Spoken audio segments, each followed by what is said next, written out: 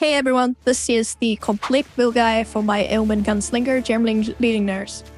This has been a long journey, and I'm very happy with this final versions, which features many significant changes that incorporate the best mechanics in build making available in PoE 2. A fully developed weapon swap trees with separate auras, gem stud, and 3 extra gem slot, which provide incredible flexibility that makes this setup possible. Excellent mapping capabilities thanks to the combination of Adrenaline and Onslaught, together with the Blink setup for excellent mobility during maps. The best single target DPS skill setup available with the crossbow, which have the potential to deal millions of DPS against pinnacle bosses. The build is an all-rounder, tanky, stun immune, and will be capable of clearing any contents in the game, including pinnacle bosses, with ease. What I'm showcasing right now is by all means the endgame showcase of this build because I'm using suboptimal gears and I don't have any 6-link yet. So we'll have to improve from here. However, this is not just an endgame guide. I have also written a comprehensive guide on Mobalytics for this particular build, going from 0 to Heralds to help you get started with the step-by-step gem setups, levelings, and along with detailed explanations on how to set up this build.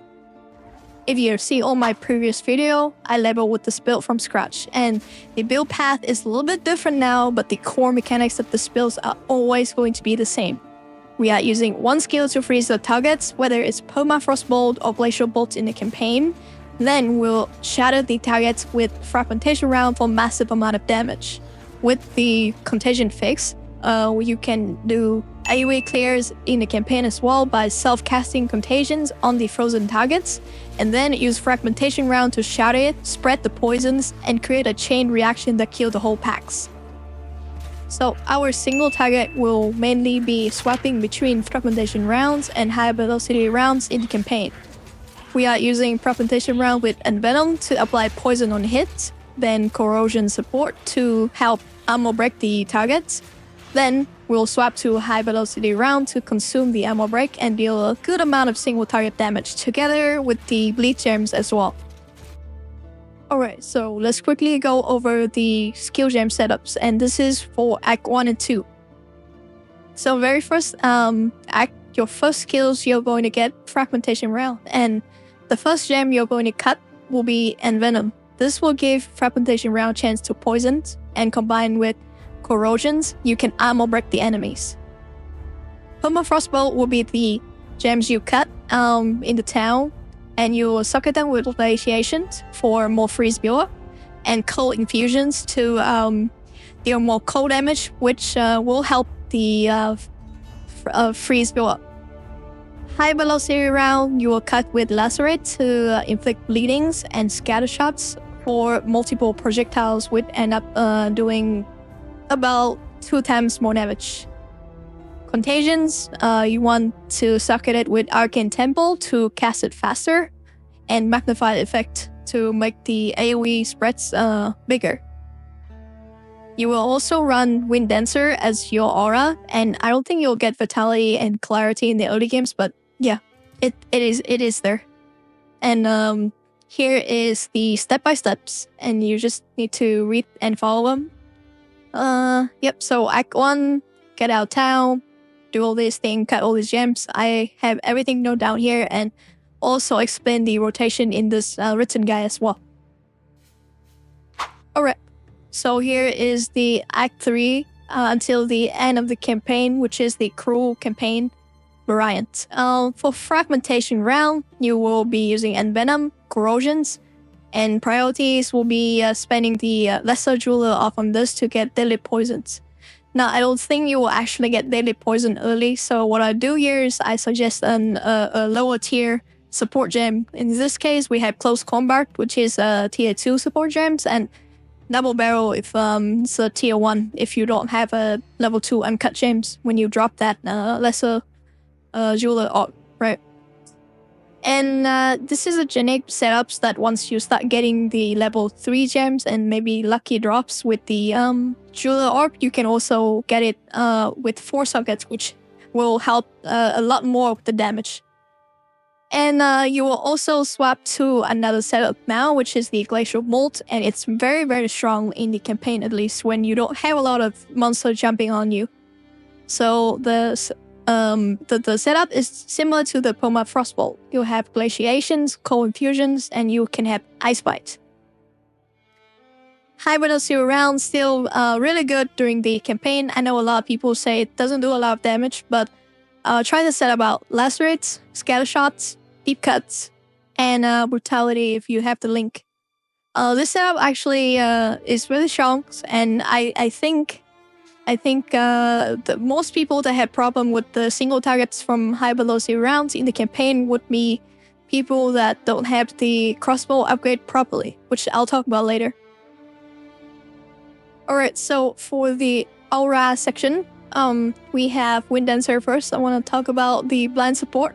So this gem is very good because Wind Dancer have damage and knockback enemies when you are hit, which gonna blind everyone around you. So it's a really good support, and it will help you mitigate a lot of damage when you get hit.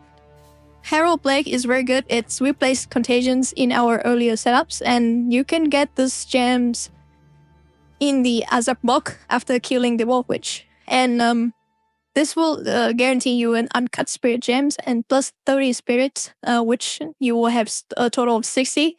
And so you can equip both Wind Dancer and Herald Blade. If you happen to pick up Spirit Gears, you can equip them and you can sock it in Vitality or Clarity. They are generically very useful. Other than that, I think later on in crew campaign, you kill the Wolf Witch again and you get plus 40 spirit, which means you can also have Withering Presence, which also help a lot with the single turret as well as the AoE clear. Emergency Reload is a cooldown skill that's empower your next crossbow shot, so you can use it together with high velocity round to consume the ammo. So you activate this, giving high velocity rounds more damage, 15% more damage, and then shoot it for more damage, right? It's a cooldown. But that's pretty much it. Yeah, so just to quickly show you how Herald Blade work, basically you will shoot an enemy and you poison them. That poison will transfer to the next enemy when that poison enemy die.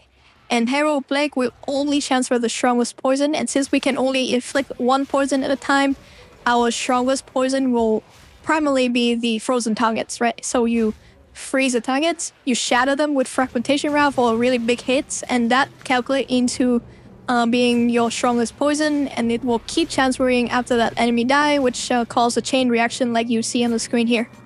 Overall, this is a really strong AoE clear mechanics that you can start using from level 26. Right, so here we are at the skill trees, and this is the Act 1 and 2 skill trees that I think it's very important that you head in the right direction in the early game, because usually that's when it's really rough. And I also have the pathing here with the priority here, but and the attribute notes and stuff, but let's talk about the actual skill trees and my decisions on why I'm taking these notes. So for the first few level, all you want to do is grab a lot of damage, and being a range class is a huge advantage in the early game actually. It allows us to play like a range class, and we can get all these damage notes here. And then, so after getting all these projectile damage note, and we can path down here, path like up here, and grab exposed wounds. So this note is very good. It's increased chance to inflict Ailment, which help us poison and bleed enemies. That's from our two main single target damage skills. And also it grants break 30% increased armor on enemies affected by ailments, which means that when we have poison on them, the corrosions will break armor faster, and therefore you can use high velocity round more often. Then we can get head over here, grab the cruel methods, which increase the physical damage and break more armor. So mainly our damage is physicals. We want as much physical damage as possible because the physical part of the hits will count toward the poisons and bleed chance. That's why getting a lot of physical damage is good. And this note also breaks more armor, so it's even better. It's a 2 for 1. And after that, we're grabbing all these notes here. It's a really, really good early game generic damage note. And 12%, 40%, that's a lot. And we don't care about reduced attack speed because we are crossbow, right? It only reduces our reload speed a little bit, which we are heading over to instant reload to fix that next.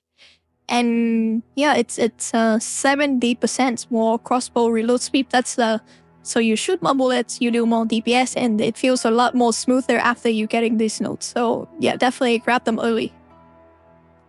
After that, by this point, you should be close to the level 30, and you get 4 passive points in each act. And yeah, so about level 30, you grab advanced munitions, and by this point, you'll be able to inflict ailment really easy with your shots. And because we are not using grenades, so we're only using projectiles, we are using guns, right? Crossbow. So it helps a lot. After you finish Act 2 and you can do the trial of the schema, you can grab adaptive capability, and this makes it so that your attribute requirements of gems can be satisfied by your highest attribute, which means that you can essentially change all these attribute notes into strengths. You just need to grab just enough dexterity to equip your crossbows, and the rest can go into strengths, which in turns will make you more tankier, yeah, because you have more life. Strength is equal to life. Okay. Alright, so here we are at the Act 3 and the rest of the campaign skill trees. This is a very basic setups, and so yeah, let's talk about it quickly. Basically, everything is the same. We want to unspec the crew methods and the overwhelm note here. Yeah. So this is only useful in the early games. It gives damage, but it's not enough. So generally, coming into Act 3s and above, I suggest you taking these cluster here, low life cluster here. It's very useful because the boss starting to get a little bit harder, and this will really helps with finishing the boss off in the low life threshold, which is about 35% HP. And yep, so that's that. Next, we'll need to beeline into this note here. Deteriorations. Yep, so this note here increase the magnitude of damaging ailments, and along the way you get more increased chance for inflicting ailments, which is really good. The damage ailment cannot be inflicted on you while you already have one. Is very useful. We have ignite, we have poisons, and we have was it bleed? Yeah, so you can only be inflicted by one, which is useful in most cases. So next, we'll go into wasting. So this note is actually very, very strong because we always inflict enemies with ailment. So whenever we have ailment on the enemy, we do 30% increased damage. And then it's also increased the durations of the damaging ailment, which is very useful. And it's overall, it's a DPS increase. Next, we'll head down here. We'll take perfectly placed knife and this note here. So essentially, this will help us crit more and also have a chance to aggravate the bleeding on the targets you inflict with the critical hit. And we also take this here, again, another 10% chance to basically do double or triple. I think it was triple bleed damage, yeah. Next, we will take reuse ammunition here, reusable ammunitions. It's not as useful sometimes. It's overall, it's not like a full DPS increase, but more damage with crossbow note here, so it's pretty useful. After this, we'll start heading straight to the strength stacking notes, grabbing all the attribute notes along the way and getting strengths. Right, getting strengths, and then polymathy, which increase 10% chance, 10% increased attributes. This is very useful because by the end of Act 3, you can start doing the trial of the Chaos God, which will give you enhanced effectiveness. And what this means is that the inherent bonuses from strength is double, which means you get double maximum life. So normally you get 2, now you get 4, right? Double life. So really good. It gives you a lot of life during the campaigns. And yeah, I think that's pretty much it for the for the rest of the campaign setup. So try to grab this note along the way. Again, low life starlight, very useful. Damage with hit is lucky, mean that you are also it's not like you roll the dice twice and then you take the higher roll, right? So your damage will always be lucky against no life enemy. It really helps finishing up some of the tougher boss in the campaign. But I will quickly go over the years in the campaigns. And so the campaign, the most important thing you do is always trying to upgrade your weapons. Weapons. That's the name of the game. And I have here a few breakpoints for you. So prior to crew campaign, the build is very strong. You can pick up any crossbow and start blasting. Now for the crew campaign at level 45 plus, you need to look for a 250 to 300 physical damage crossbow and pretty much save all your exalt for it. Now, I also mentioned here that you should not craft your crossbow with the exalted orb. You should not slam at all, never. At least, especially like right now, when it's no longer at the Lixstar scenario, you can get really good weapon for cheap for 1 exalt. And so you can use the normal crafting methods to craft your crossbow whenever you can, but whenever you get an exalted orb, go ahead and buy yourself a crossbow that is the best for your level, and I will show you how to do that in a minute. So for stats and breakpoint, essentially physical damage trump everything. Crit chance is good, other damage mods and the rest, right? You should also look for movement speed boots. It's very important in the campaign to move fast so you can progress faster. Movement speed is very underrated in PoE 2, but if if there's a lot of walking involved in playing the game, so the more move speed you have, it will add up quickly. For any other gears, you only need maximum life and resistance, so only look for that stats. I know I mentioned before, you should also take rarity increase on your item, and it's fine, but it's not mandatory, and you don't really have a lot of options to choose during the campaign anyway. So by far, the best way to progress and get better gears in the campaign is you checking the vendor in town every time that you level up. This is kind of optional if it's your second characters or if you're in a trade league environment, but if it's your first characters or you're on solo self-found, it's very important to do so. Now beside that, all the gears that we're using will be armor and evasion based. Not armor, not evasion, armor and evasions. So this is I've tried it before and it's very strong. At least in the campaign, you have some mitigations from armor and you can evade some attack. Together with our Wind Dancer aura, we'll just be very tanky. So I also, let's see here, you should have a good source to quickly craft your item using aura transmutation or augmentation and regal orb on your gears. Just use them, it's fine. Just don't use your exalted orb to slam your item. So here's the tree site, and I want to quickly show you how to find your best crossbow for your level. And it's actually very, very simple. What you want to do is go here, type in crossbow, and I know I give some breakpoint, but you don't actually have to type in, the physical DPS, right? What you want to do is type in your maximum level. For example, if you are level 30 and you drop an exalted orb, you want a level requirement of 30 maximum and you want to buy out in exalted orb. Maximum 1. And you click search.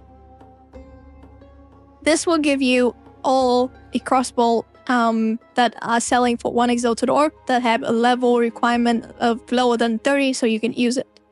Then you can click here into the physical damage to sort by the highest available weapons, right? So for example, this one, it's for 1 exalted orb.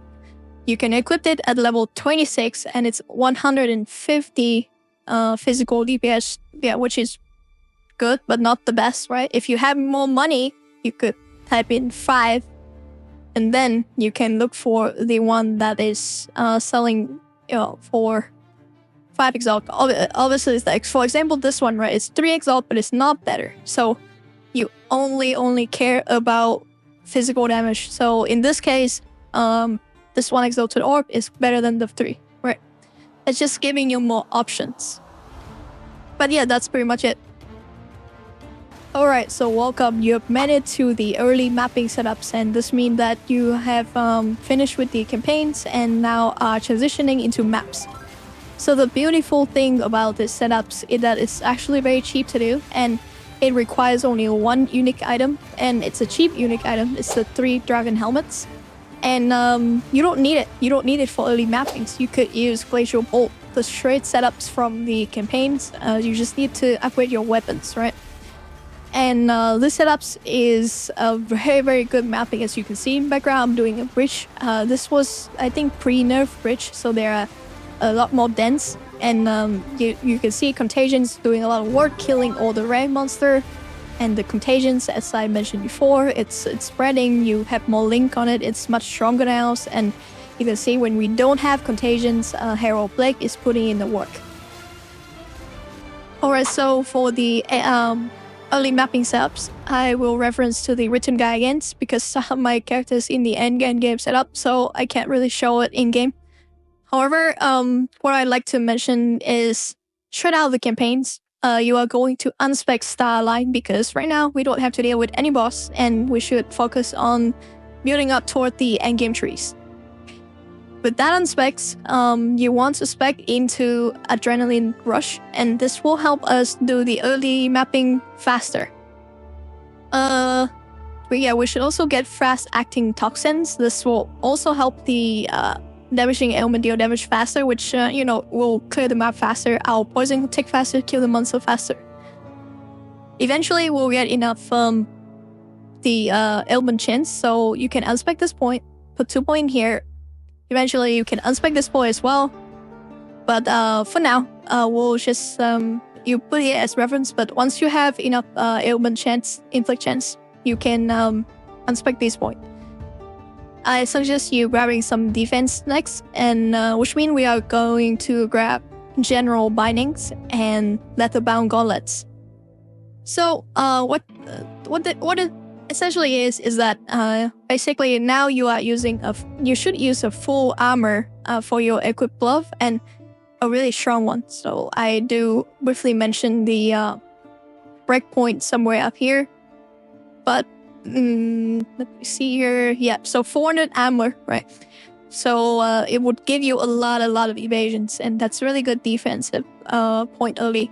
Now we are also at map, which means we can easily get swarmed by monster, which is why you want to grab this one early as well if you haven't grabbed it already, so you will be immune to stunts. Next, you want to grab Unexpected Finesse. This will give you accuracy rating, so you don't miss your attack. And then combining with Falcon Dive, you want to path here, grab that early to get some attack speeds.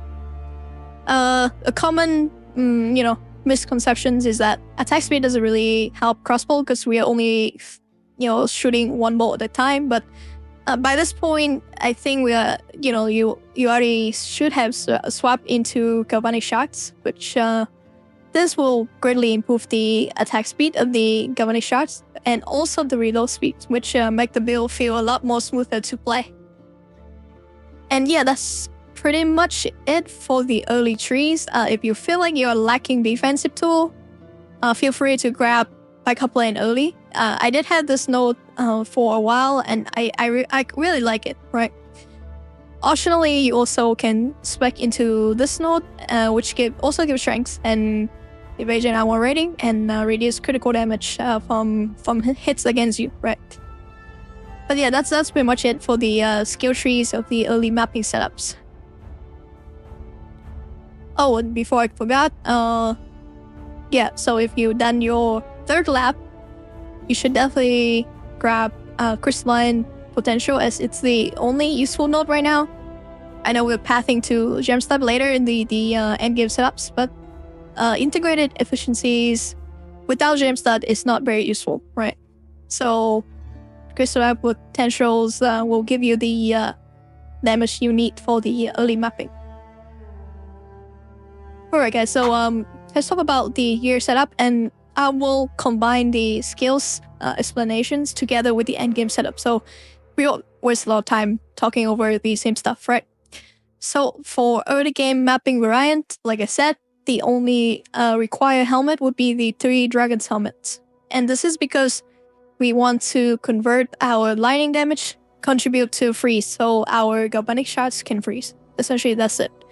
We were using a ring earlier, they call the Brotherhoods, but it's not. It's harder to scale with that ring, and because I'm using this in the endgame setup to scale out lightning damage, that's why I'm switching to the helmets.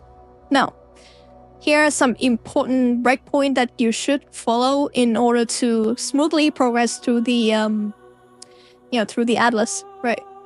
So in white map, you want to get yourself a 300 to 350 physical damage crossbow, and you should have better boots by now. You don't really want to be run down by enemies. A lot of times there are enemies that hinder, slow you, so having some movement speed will help you escapes.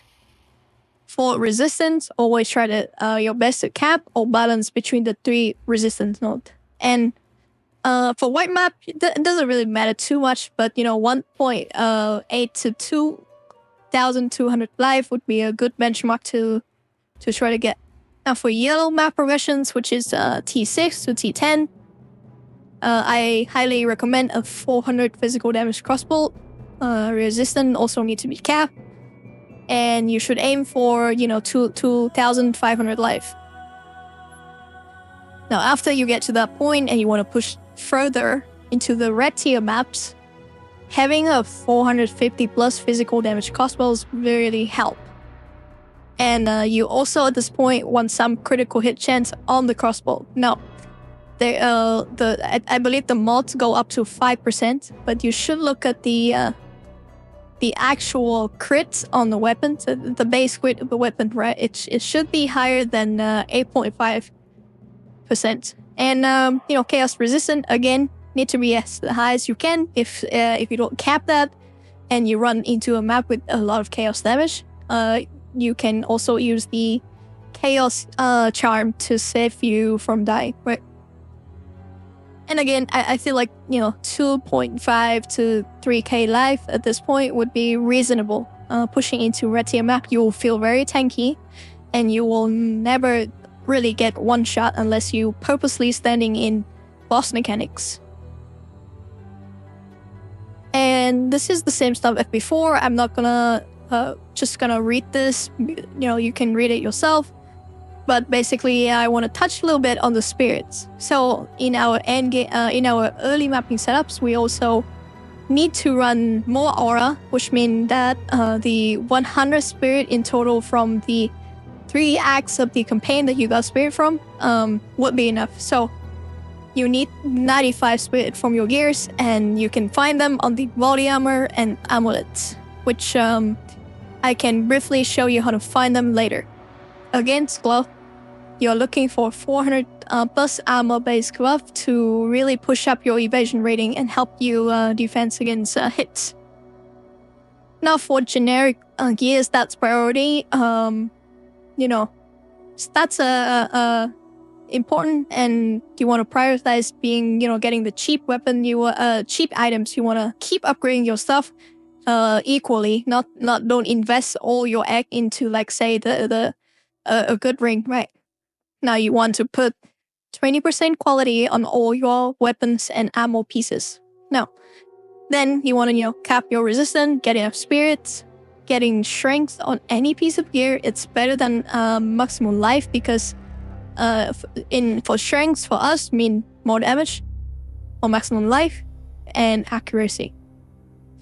The third priority should be getting some increased rarity of items on your gears, because we know that we actually don't need a lot of stats, and in the early mappings phase, you could get away with wearing some bad gears with increased rarity. I still wear some of them in T15 maps, and it's great.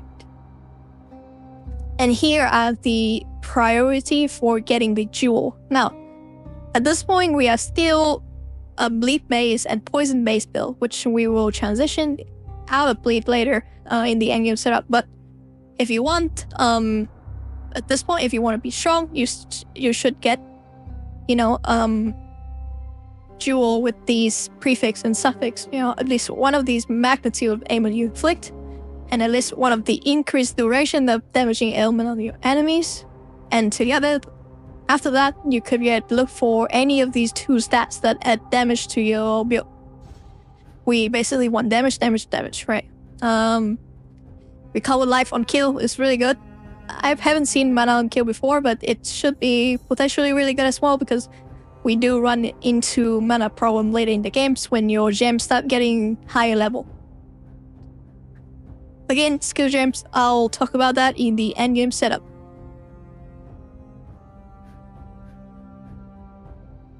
Alright, so what I'll do though is I'll briefly mention on what aura we are running, right? So again, priorities, putting 20% quality on your skill gems with the gem cutter. And the priority should be fragmentation round because this gives you extra physical damage. Wind dancer because it gives you additional maximum stage. Carbonic shark because you can load additional bolt. Cast on freeze, so you gain energy faster and you can cast contagion faster.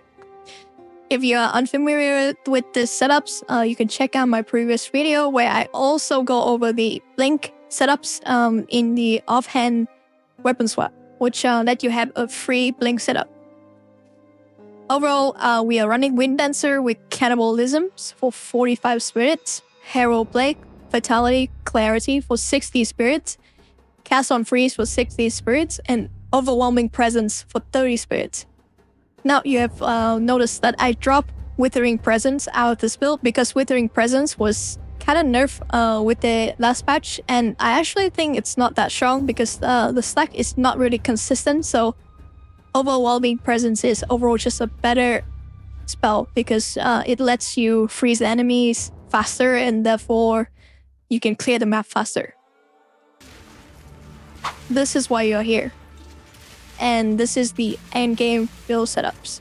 And thank you for following me throughout this build guide. And if you've been following along since the beginning, I really appreciate your support. This will likely be the final version of the endgame build as I have made many final optimizations. Initially, I planned to make separate videos for this because it's getting kind of lengthy, but anyway, I figured I should try to put everything together in this format, and that could be helpful for, new player that want to follow along from Zero to Heroes. I would love to hear your feedbacks on whether or not you find this helpful to do this in one videos. Anyways, to catch you guys up, the last 30 minutes cover my previous setup, so from the beginning of the campaign until the early mapping. So now I'll explain the changes I made since the earlier mapping setups. First thing first, the high velocity rounds and bleed setup has now been removed from the build.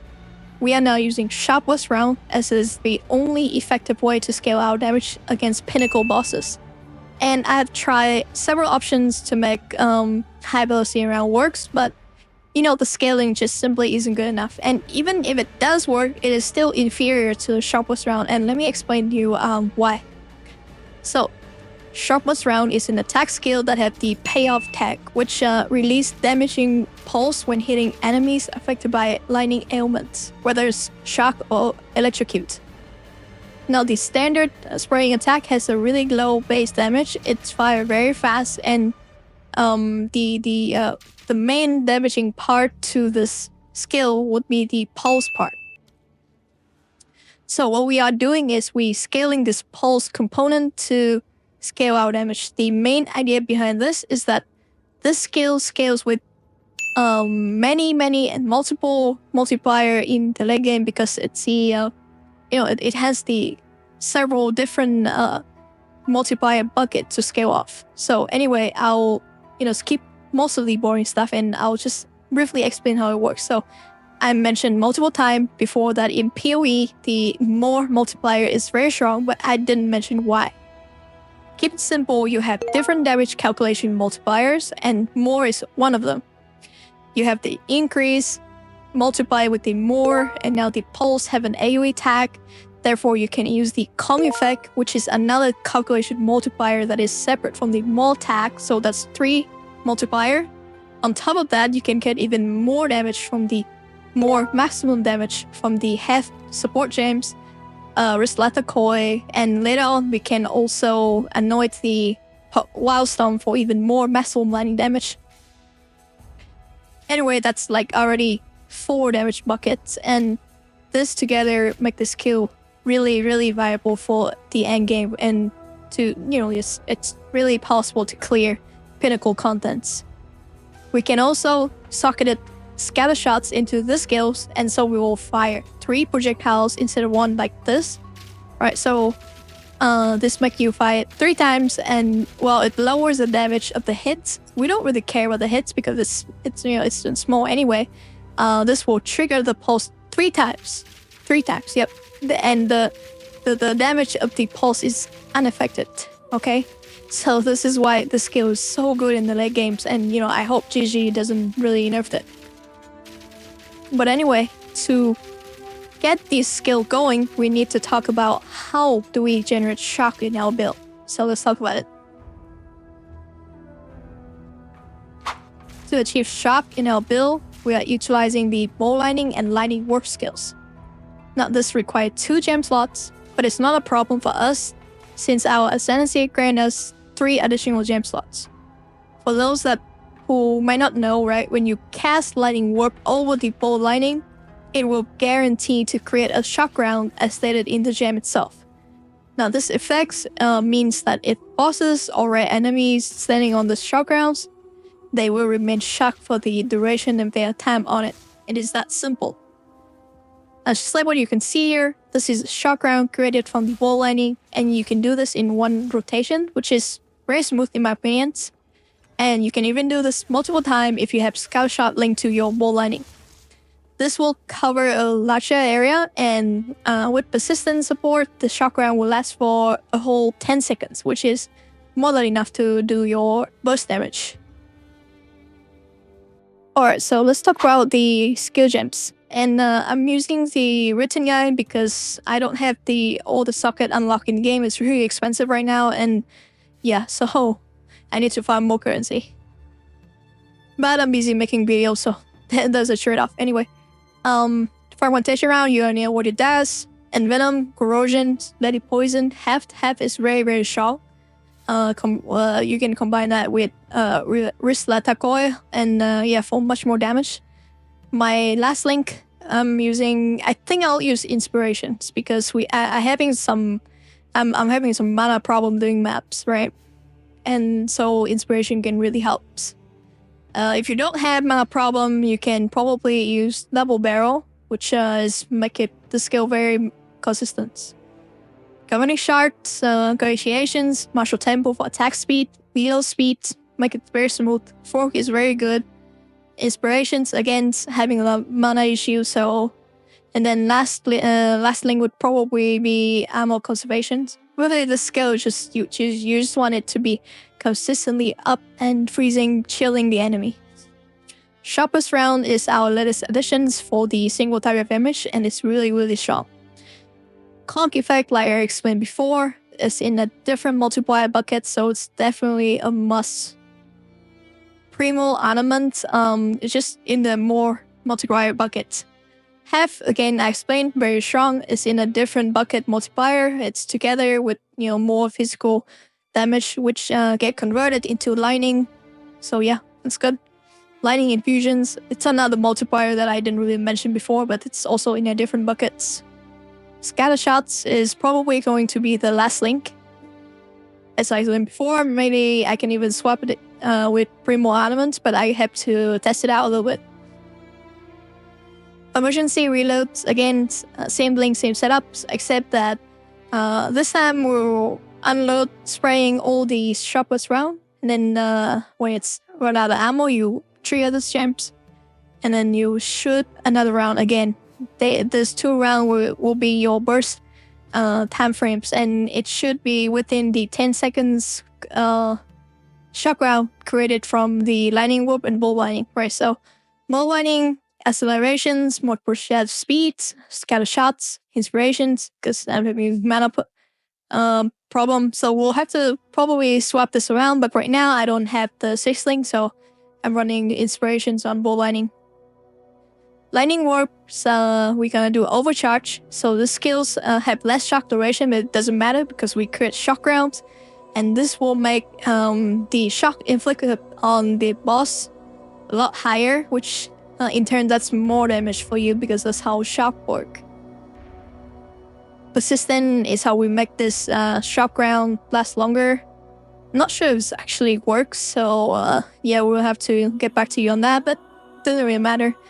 Magnified effect definitely works. It's make the shock round larger, right? And expands, we don't really care about cooldowns. It's, it lasts for 10 seconds, about 6 seconds to cooldown, so we can have it up permanently.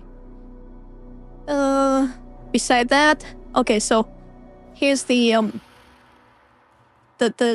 aura setup that I'm running. I'm running all these aura setups, and I specifically using 2 weapon swaps to run all these auras, and I'll explain on how to do it in game, so it make more sense to you right now. But for the aura right now, I break it down here for you.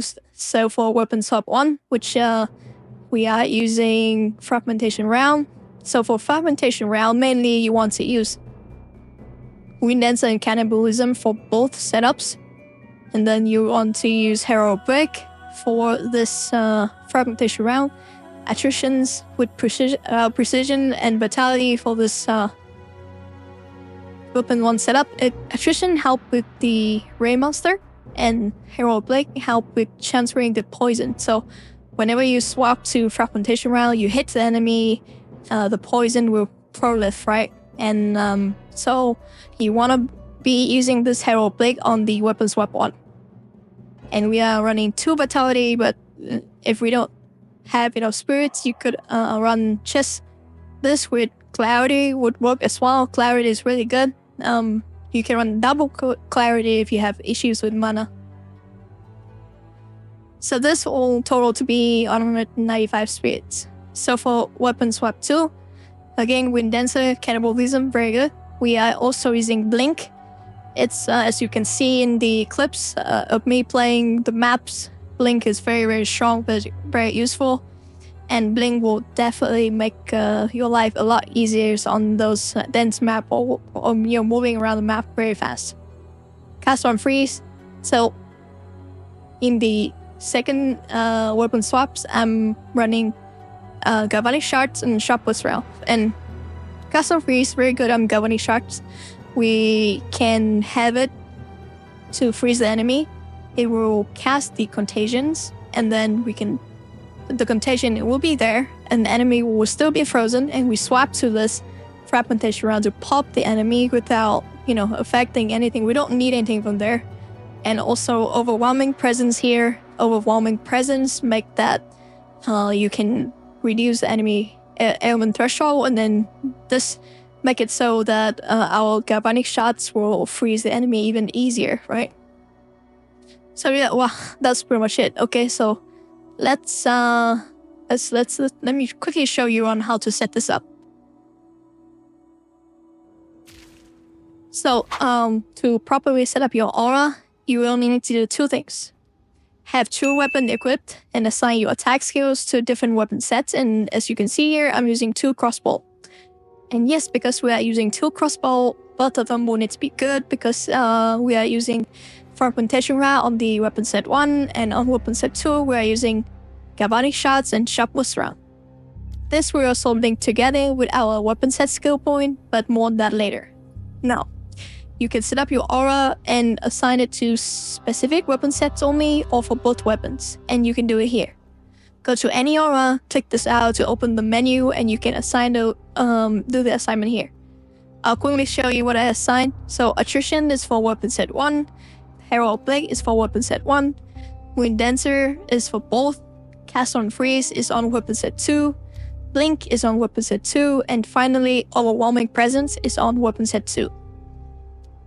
A side note, you also need to take out your Contagion gems and make sure that it's set to weapon set 2 as well, or your cast on freeze will bug out.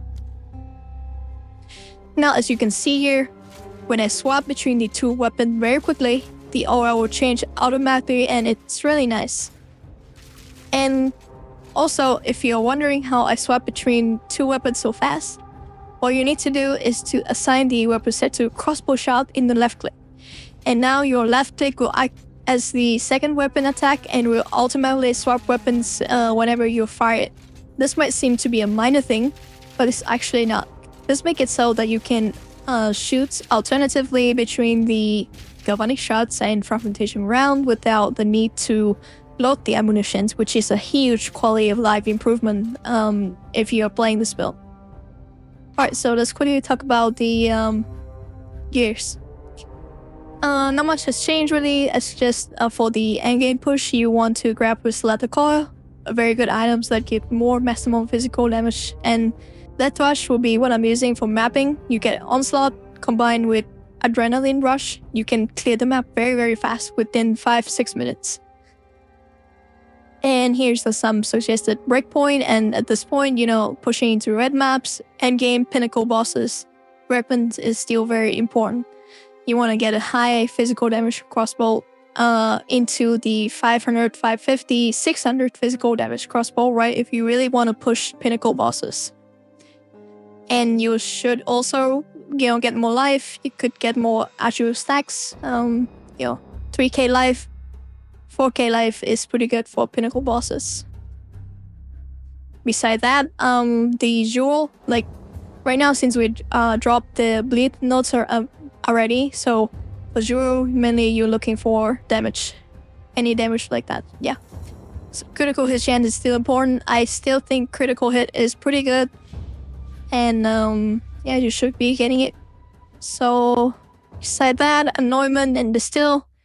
So cheap anointment, dispatch 4 was pretty good. It gave more critical hit chance. If you don't want to go into crit, and I'll test it out further and we'll update if necessary, but I still feel like crit is very good. But anyway, yeah, so cheap anointment, this one is very cheap, so you should get it. For the endgame setups, expensive anointment will be Wildstorm, and this gives more maximum lightning damage, which is, again, in a different bucket, and is very good. But yeah, so I think that's pretty much it for the gear setup. Alright, so last but not least, let's talk about the skill trees, and I'll make it brief. So I will assume that you already know how the weapon set skill bar work, and if you don't, you can ask me questions and I can explain. For the set 1, I am using Fragmentation Round, which is why I'm grabbing all these damaging ailment note right here. I'm also grabbing Adrenaline Rush, Quick Change Act for weapon swap speed.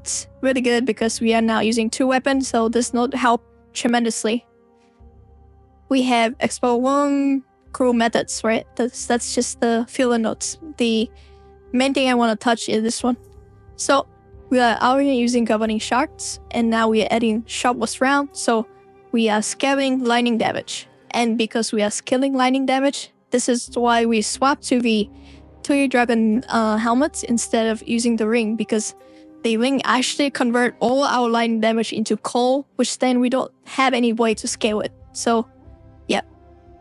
It's, let's see here, we have Blighting Rod, which is damage is lucky. Very good multiplier by itself.